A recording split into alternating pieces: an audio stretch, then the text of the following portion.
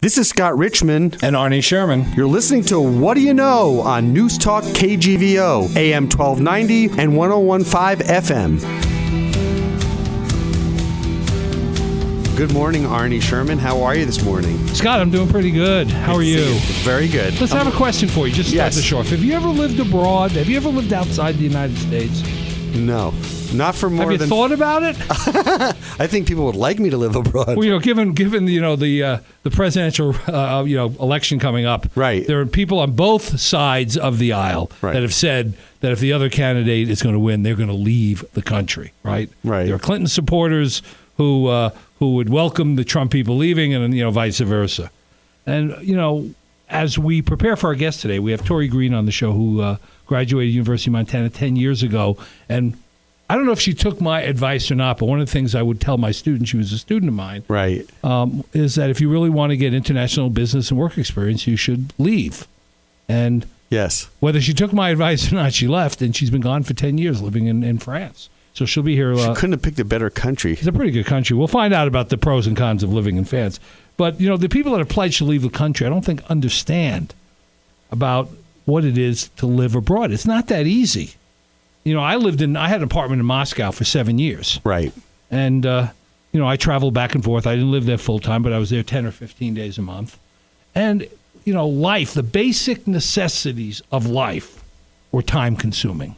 If your power went out, if you wanted a phone installed, if you needed to change something, anything go wrong, it was not easy. We complain here about going to the, division of motor vehicles or, going to get a license done. It's a piece of cake here compared to most other places. And, police harassment. I had a funny situation. My apartment was about a kilometer from the office, and I chose most of the time to walk because I didn't want to stand out. I didn't want to look like the typical expat American. And in Moscow in those days, they could tell you were a foreigner just by looking at your shoes.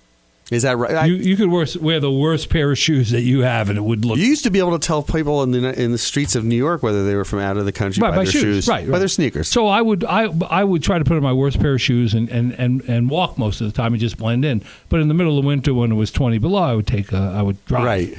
And there was a policeman who was assigned to that area, Gai as they're called in Russia. And he'd be able to tell that he figured out what was my car. He would stop us all the time, for whatever minor offense, because he knew we had money and he wasn't making any money. He probably made $50 a month equivalent. So he'd stop us. One time he stopped us for overinflated tires. I'll never forget that. It's a trumped up charge. So I finally said to him, I said, "Officer, you're making me late for work. My employees are concerned about where I am every day. Can't we work something out? You don't have to stop me every time I'm here." And so we worked out a deal that he wouldn't stop me anymore if we could figure out how to fix things. And this is true, the first time after we came to this agreement, he came and showed up the next day with a stereo and gave it to us and said, "Can you get this fixed?" And it sounds kind of funny, but in those days it was hard to find parts. Right. And, I had a staff of people, and we would start fixing stuff for him. And pretty soon he ended up kind of being my guardian angel. So sometimes the grass looks greener, on the other side. But you gave your students combat skills. You gave them the tools. I tried to give them combat skills. Right, to go abroad. But, even places like Canada, which seem like a reasonable place to go. They speak English, and, they have Major League Baseball teams, and, they... One. It's not so easy. There are things there that are different than we're experiencing or used to here. Medical specialists. You can get, it's medical care is relatively inexpensive, but a specialist may take months or months to get to see. Mike Braun, who was an earlier guest on our show in the months back, just came back from living in Switzerland for a year. And two things, we were just having a conversation, and two things I was very surprised about in Switzerland were how rigid the rules and regulations are. Right. For example, when somebody's crossing the street and you stop your car for them, you have to turn your engine off completely. Really? Yeah, you can't just stop and have your foot on the brake. Hybrids would do well. You have to turn your car completely off. And he said when you're taking your garbage, not only are you must recycle, but if for some reason you don't, they have a system in place that the next morning you open your door and your bag of garbage that you took to the dump is on your front porch. How do they know it's you? They got cameras. I mean, so it's very, Snowden. very, very structured. You know, there's a show on Home and Garden Network. You know, all these buy a vacation home or buy an island paradise, and it always shows somebody like going to Nicaragua, and the real estate agent they find in Nicaragua speaks English, right. and every bartender speaks English, and it looks, you know, it's like so easy. Right. But as you know, and I know, you show up in Nicaragua, you're not going to find anybody who speaks English, you know, and you're going to end up. Stay there very long. Yeah. Either. So it's a completely grass is greener phenomena thinking about living abroad. And right. just to embellish this even a little bit more, right. You know, we've asked Tori to join us on the show today. I can't wait to meet her. A third-generation Montanan, graduated 10 years ago from the University of Montana. I haven't seen her in 10 years. She happens to be in town. She's leaving in a few days to go back to France. She lives in Toulouse, France. She also lived during this 10-year period of time. She went to Cambodia and worked and lived in Cambodia for a year and a half. We're going to talk about food. Your favorite topic. My favorite, and wine. But we're going to talk about what it's like to being an expat living abroad now. I mean, there were, you know, during the time she's lived in Paris, there have been horrible right. terrorist attacks. You know, how is America perceived? How is America perceived even during this election, you know, season where, people around the world pay attention to what happens here? I can't wait to meet her. So when we get back, right, yes. we are going to be with Tori Green. Tori Green. Expat, French expert, and former student. We're going to really grill her, though. We have to really put our feet to the fire. Like, what's it like going, living in France? And what do we look like from that perch and that view? All right, we'll be back with Tori on What Do You Know here on Newstalk KGVO. Arnie, we are back with Tori Green. Hello, Tori. Hi, guys. Bonjour. How are you? Comment allez-vous? Très bien, et vous? So you are a third-generation Montanan. You decided to, I'll give myself one iota of credit, to take my advice and travel abroad 10 years ago when you graduated. You're now CEO of Textbeans, which we'll get to in a few minutes. Sure. But why don't you tell us what it took for you, 10 years ago to make that giant leap and just leave Montana and head off to Europe? Sure. Well, it was kind of an unexpected trip to France. My professor at the time, I walked into class and he said... Your French professor, My right? French professor, yeah. He said that there was an opening for a an English teacher over in Toulouse, and it was the first time I had heard about it. Lots of people had applied already. It was the last day to apply, and I just thought, hey, well, I'll just put my application in like that. And the next day I had an interview, and 3 months later I was teaching in Toulouse, France. So tell our listeners where Toulouse is, relative to like Paris. Yeah. It's about 6 hours south of Paris. It's southwest of Paris, actually. Toulouse is so closer to It's actually right, Spain? Yeah, it's right above the Basque Country. Okay. In the Pyrenees Mountains. And how many people live in Toulouse? In all of Toulouse, there's about 1.3 million, but in the epicenter, it's about 300,000. So it's a much bigger place than Missoula, Montana, or Great Falls, or any of our other, right? Yes, it was a very big change in that respect. So you get, can you remember? So you get off the plane, you're in Toulouse, right? Mm-hmm. What happens next for you? Yeah. Well, I was thrown in. It was actually funny because I was thrown into the induction week of my students, and we had 1 week of classes, and then there was a 12-week strike. Is that right? Yeah, and so I had 1 week of work, and then I was they were on strike. There was a big strike regarding some worker policy that was going on. Did you get paid during the strike? Oh, of course. Yes. That's pretty good. Paid during the strike. It's kind of like Jakers. Yeah. There was no strike, though, but there was a fire. Did you always envision yourself, working overseas as you were a young kid and, as a student? Like, did you think that this was something that you always had planned, or that's a terrible way to phrase it. Did you plan this? Did you want to go overseas after you graduated? I had about 6 months overseas. I was in Aix which is in the south but southeast of France, for about 6 months. And when I came home, I was like, never again. I'm not going back to France. I'm making my life here in the U.S. That's not the place for me. And then I ended up back there, and it was supposed to be a contract for 9 months, and I ended up staying and renewing the contract 3 or 4 times, picking up different classes in different universities.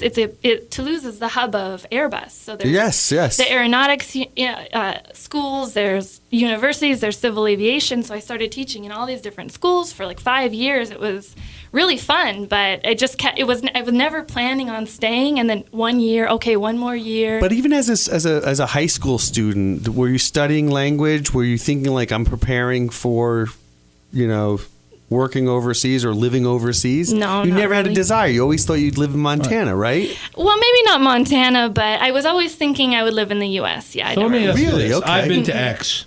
Yeah. It's north of Nice. Cannes and Nice, and in that area. Mm-hmm. And you said that almost ruined you for going back. What happened?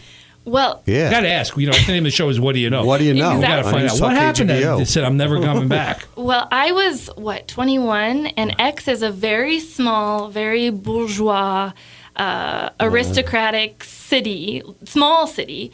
And it just, it wasn't the place for a young person, really. You had on your own with no family connections and ties and all of those. And then there was Marseille right next to it, which was fun, but a pretty dangerous city, actually. So when we'd go there, we'd have fun, but it was never a place I envisioned living. And coming from Montana and going to this place, I was so out of my element that I was ready to come home after. What's the comparison of Aix in Montana? What's the equivalent? It'd be like living at Yellowstone Club. Yeah. Exactly. Is that right? Yeah.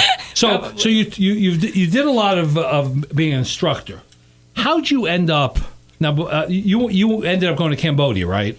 Yep. I worked. My professor. Give us a time frame. What year? This was in 2010. So I had 3 years after I arrived in Toulouse. Got it. And my professor was also the president of an NGO that was affiliated with Air France, and it did a lot of nonprofit work in developing countries. And so I applied for an internship with him and went over there for the first 3 months over the summer, and I worked on a few projects.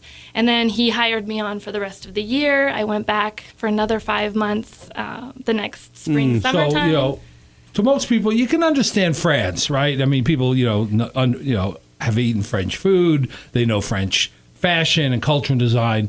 How did that fit with Cambodia? It's a completely different experience. How did you relate to that? Well, Cambodia it was colonized as well by the French, right. So it's got a lot of French influence. So it was actually really fun. But it has nothing to do with France, as they say in French. Rien à voir. It's absolutely so different, and it was a very intimidating experience because of Cambodia. All I had heard were, pretty bad things about Cambodia, actually, sexual tourism, everything about the Vietnam War and all these things. But it ended guts for you to go there, actually, if that was your, perspective on it, to end up saying, okay, I'm going to go over there and then go back.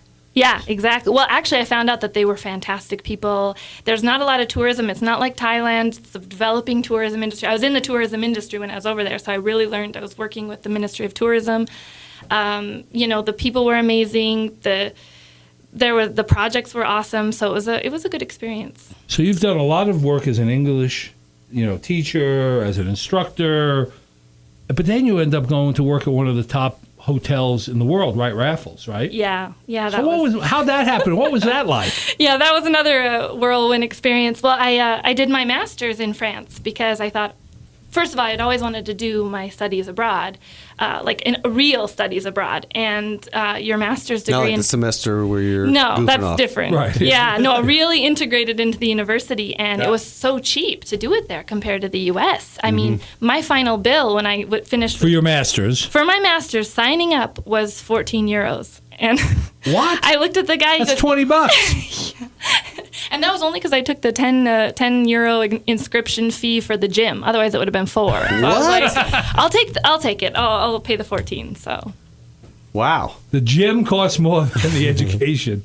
But it was an excellent education. Right. It was. See, that's why you want to live in France. Right. But why was that? That was because of all. How come? Why was it 14 euros? It's free. That's just how the system is set up. Not all the schools. They subsidize you. Yeah, exactly. They invest. We used to do that. When I worked for Bertelsmann, they used to do that. They used to literally, support people getting their MBA. So now you got a master's degree for $14, $20.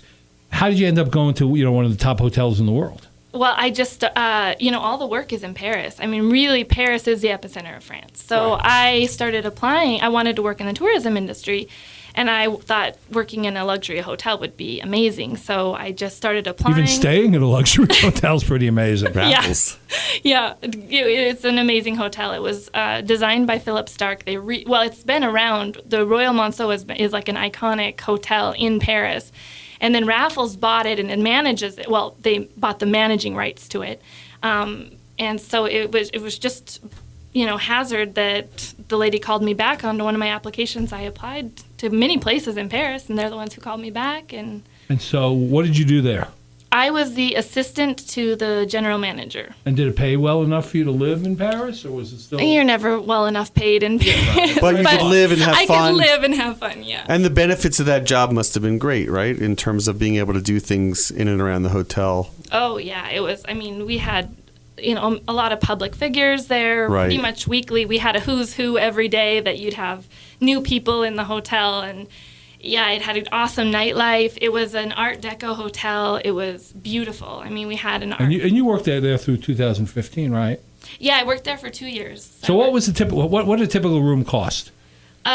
Online, the lowest rate you have is $750 for euros. So it's like $900. Right. And then we had the only presidential suites in Paris, and those ran about $25,000 a night. For the top, 25,000 euros. What arrondissement? Where is it? Where was it located in Paris? It is on. You have the Arc de Triomphe, and you have the kind of the spider streets that go. You have the Champs Elysees. Yes. It's on Avenue Hoche, it's called, and it's just right next to the Champs Elysees. You walk a little bit over, and you're on the Champs Elysees. So I don't want you don't work there anymore. You're not going to probably work there again. So she's not going to say anything. How often did these $30,000+ a night rooms get used?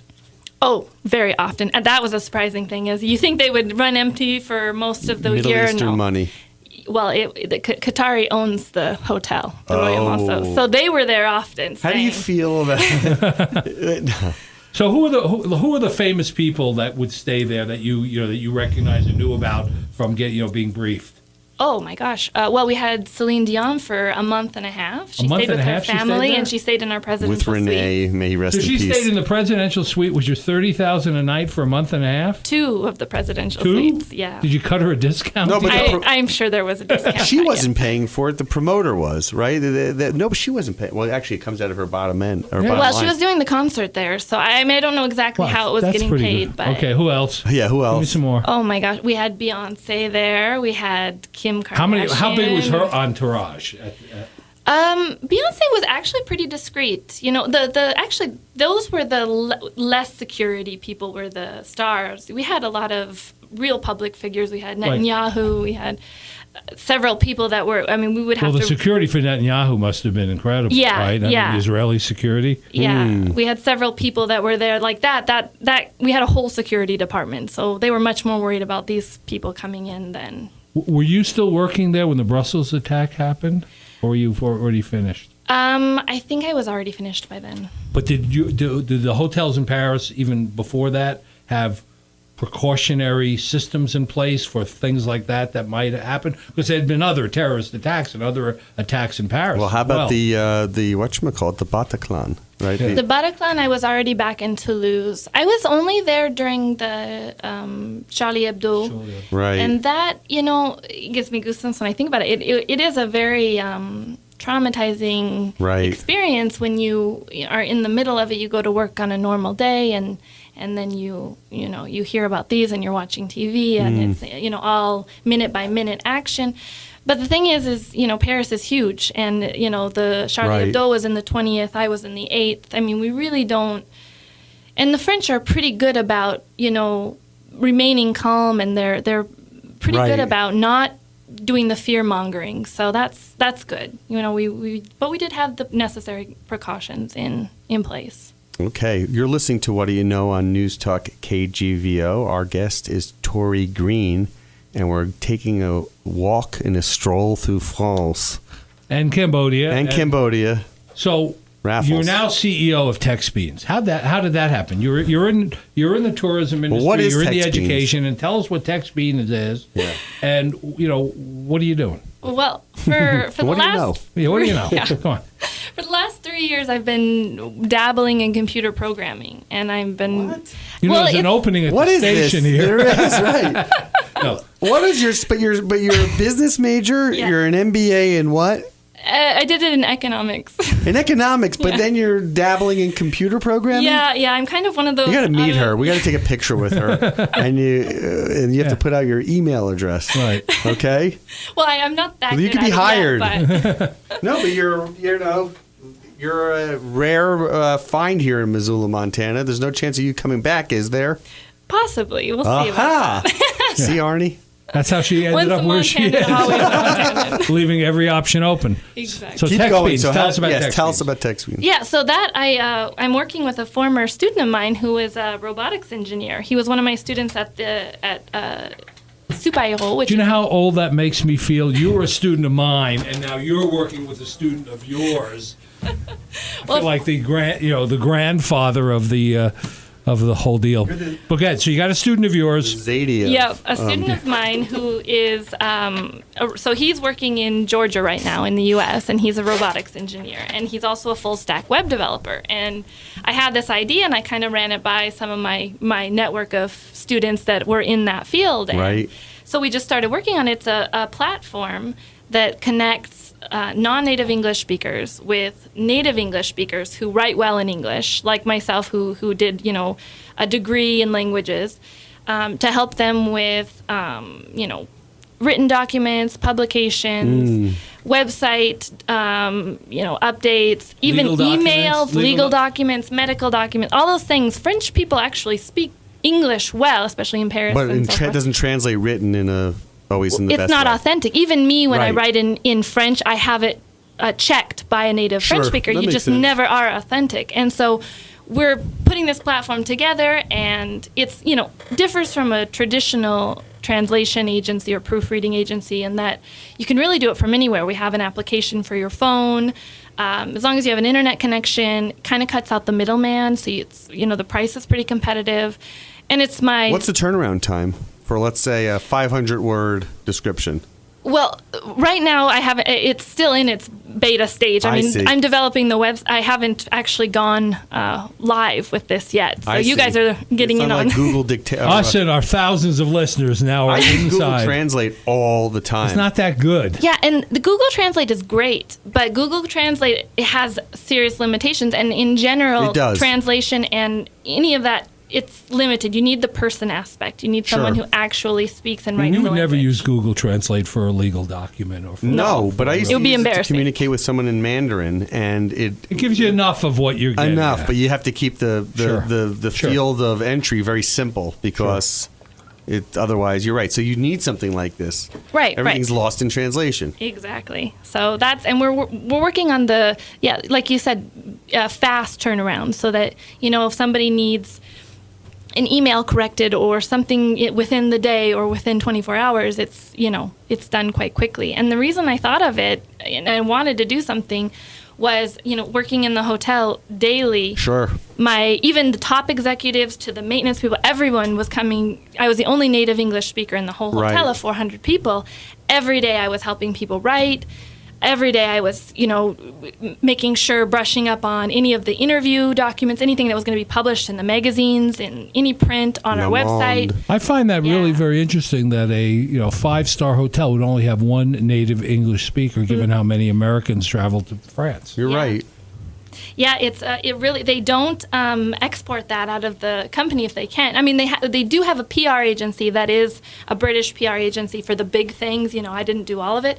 But in your basic, day-to-day interactions, I was always the go-to gal. And when I was a teacher even, most of my Right. students were wanting to work abroad. They were coming to me with their CVs, with their cover letters, with their interview question, any written things. So it's Still- just kind of... It's interesting. It's still an analog deal. So where do you think your customers will come from? Will they be individuals or businesses or a combination? Well, I think it'll be a lot of, because I think the big companies, they have their internal, but there are a lot of small companies that don't have the means to actually have an internal department. Right. So they're going to, export that, and there are other companies, translation agencies, and so forth. So we're differentiating our company. Berlitz, one of those companies, was it Berlitz? I remember. Well, we have a company. We have a company actually based in this area called Globalization Partners International, and they do a lot of website development and website translation. So they would come in, for example, to Raffles, and make sure that their English, their Chinese, their Russian versions of would be accurate, spot on. So they combine the technology. They're not just doing documents. In fact, they're mostly designed as a web-based operation. Somebody you may want to just research and compare. But they're based out of Lolo, actually. They're in Lolo, and they have offices and people all over the world. Huh. But Tori, so the business is in beta. It's in development. You have someone that's done all the code work, and so the site is built and all the information. What are they actually building? Is it something that actually just does it do any simple translation, or is it really it needs a human touch? Yeah, it's all for the moment. So we're doing it with a program called Angular. It's a JavaScript program, and my web developer, he's done all the back end, which is all of our database support. Right. And then I have another graphic designer who did all of the front end, CSS, HTML, and I've dabbled in a little bit of it as well, project management for the last 6 months. But as far as like an actual computer doing the translation, it's not like that at the moment. We're just, giving people who are in France, who are native English speakers, and teachers, a lot of people in my network, they just want a little extra money. So they want to work a couple hours. They can work from home. They log into the website. They're on there. People who have, submitted their documents, it comes up on the screen. They pick them, they do the corrections, they do a proofreading, and then they send it back on the other person's profile. And do you screen the translators so that you know that they're up to snuff? Right now, it's all me screening everybody who comes on. Later, if it becomes a little bit bigger, then they'll have an application online that they can do that does most of the screening for their English ability. But for the time being, I want to keep the quality really high. And what's the cost? Like, what's the transaction like? Does someone have to put their credit card in prior to submitting? Yeah, you put your credit card in prior to submitting. You purchase a certain number of credits at the moment, and then, if you're not satisfied with the translation or with the correction at the moment, then you'll get your money back onto your account, and you can always have your money back. And the translator doesn't get paid. No. They get paid upon completion of satisfactory completion of job. Yep, 14 days grace period between any transaction, so that you have. Oh yeah, they're going to get paid probably 14, probably twice a month, and it would be through. She is smart. Yeah, she's like the record labels. Yep. She's holding on to the royalties. And you're getting interest, compounded interest. Wait a second. Before you go, I have a question. So, what types of jobs are you envisioning coming in? Is it really correspondence, or is it something a little more substantial than that? Yeah, there's a lot of there are companies that already do this. There's actually a lot of Asian companies that do this. A lot of, not a lot, but there are several Asian companies that I've been looking into that have gotten great reviews on Forbes and TechCrunch, etc. There's just not as many in this time zone. Sure. So that's another thing that's important, is the time zone, to make sure that you're there.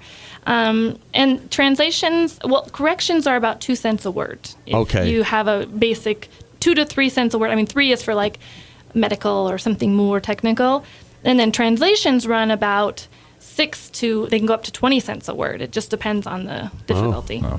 And so we know this is going to be a huge success, so I want to move on to something else. Okay. By the way, French men.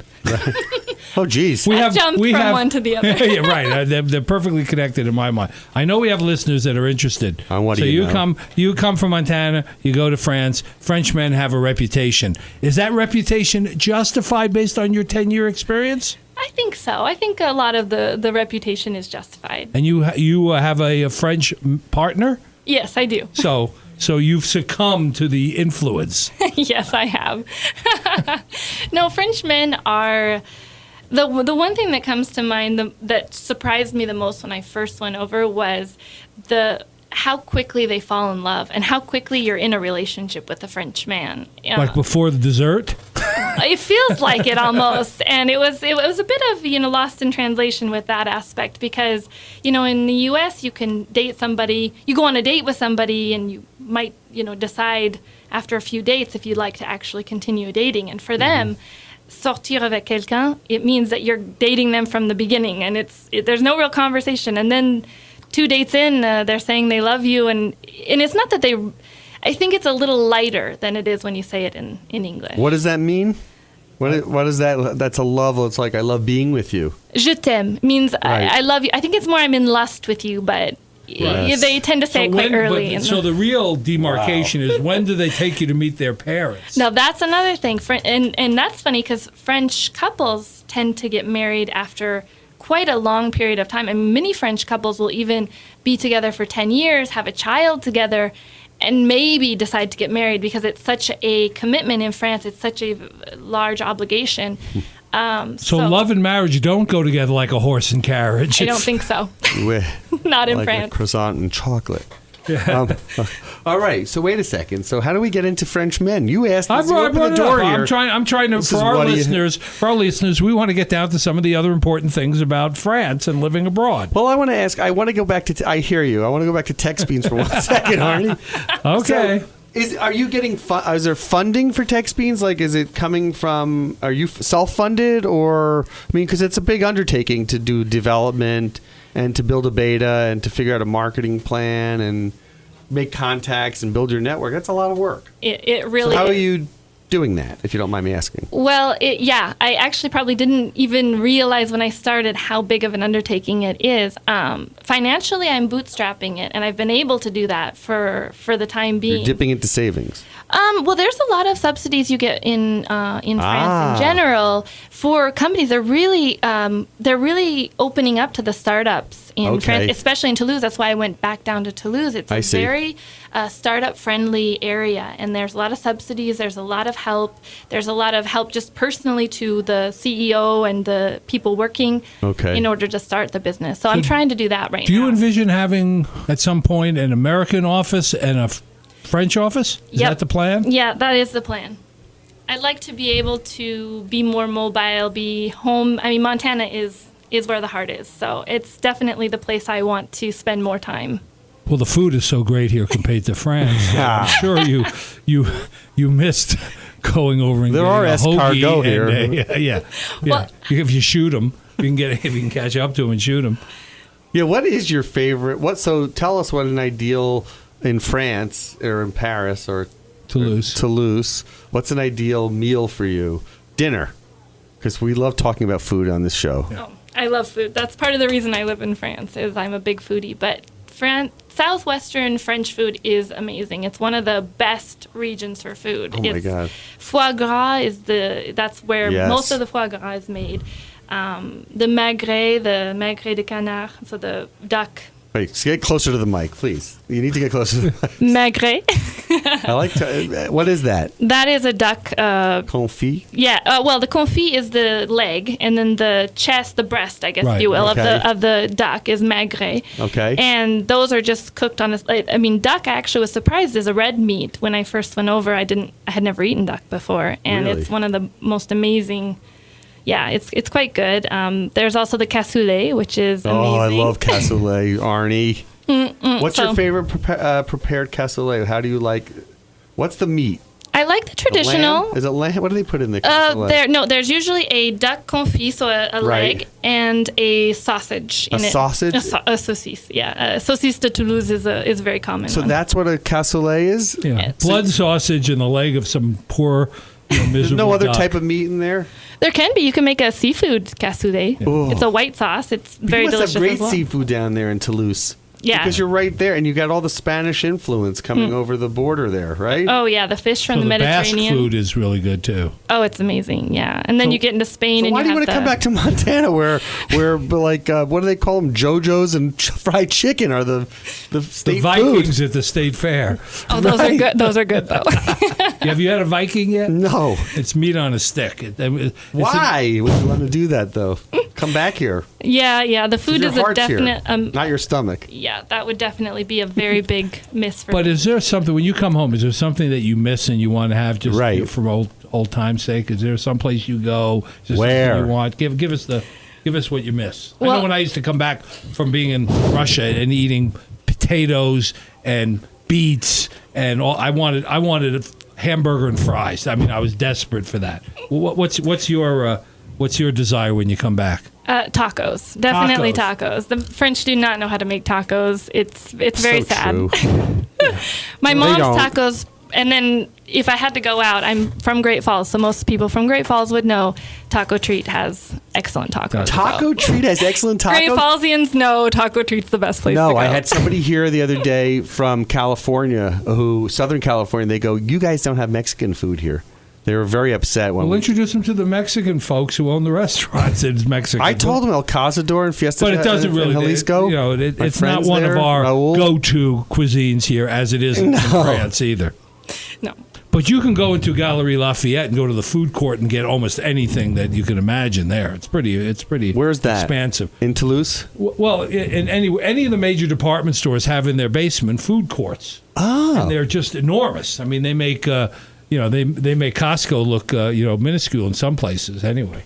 And then you have that in Toulouse, right? Yeah, we do. Yeah. So you're in France, though, but you also have access to many other countries that you can travel to. Did you do a lot of traveling, and do you do a lot of traveling while you're there? I did. I've probably seen more of Europe than I have of the U.S., so... Is that right? Yeah. And what are your favorite destinations? Oh, my gosh. Well, I spend a lot of time in Spain because I'm close to it, but I've been to Italy and Switzerland and Denmark and Ireland. I mean... I've been all over. I mean, actually, Europe is so small, and you have EasyJet, and you have Ryanair now, and you have all of these low cost. You can go for $80 round trip to a lot of places. Round trip, $80 or 80 euro? 80 euros. Sorry. 80 euros. What do they think about Brexit? About the whole?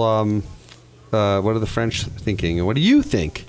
Well, Brexit, I do know a lot of British people who are quite upset. I mean, they actually work, especially in my field, they're translators, and they work and they get paid in euros. So for them, it was a big loss, Brexit. But, the French, they kind of understand, I think. A lot of French people feel, the French are very proud. They're very patriotic, even though they don't like to admit it. And they're very proud of being French. And sometimes the European Union does overshadow that. Sure. So I think some people can kind of understand where they're coming from. They can identify with it. Yeah. So what's the current temperature in France towards America?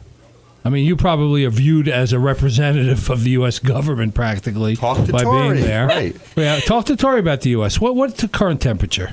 Well, it's actually pretty good. I was there under the Bush administration in 2005. When we banned French fries because that was unpatriotic. Yeah, that was hard being over there then. This time, no, it's pretty good. The French do love the U.S. They're kind of like the little brother who loves the big brother. They are always watching what we're doing. Their shows imitate a lot of our shows. Their style, a lot of French people love to wear American styles.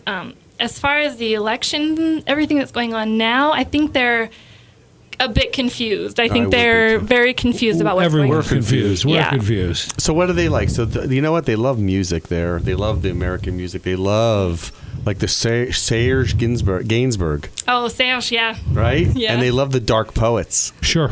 Yeah. Why is it? They love the punk. They love the outsider in France. Well, I've noticed. They have their own music they listen to, and then they listen to some really funny English-speaking, groups. And I don't know if they know necessarily what they're saying because it's really funny. We don't even know what they're saying most of the time. Give us an example, like the Wu-Tang Clan. What are we talking about? Well, I mean, just. I can think of one time I was on the phone to France Telecom and I was trying to do something that had the waiting music on, and it was a very sexually explicit song. And I was like, Kanye West. They cannot know what they're saying right now, or they would not Lady have Marmalade? No, that wouldn't be that. Yeah. So let me ask you this. Do you dream in English or French? Oh, that's a good question. They say when you really learn a language, you start to dream in that language. Yeah. And I do, I dream in both English and French. And I think it depends on the person I'm interacting with. If I only spoke to that person in French, either they'll be mute or I speak to them in French. I remember when I was living, going 10, 15, 20 days a month to Russia, I knew it was time to come home when I had dreams of people shouting at me in Russian and dragging me off the train. Then I knew it was time to leave. So. That's scary. We are listening to What Do You Know on Newstalk KGVO. Our guest is Tori Green, Textbeans, international traveler, Montanan by law and by birth. And what else can we say? Ask Tori. Well, I have a couple of more things that I want to focus on.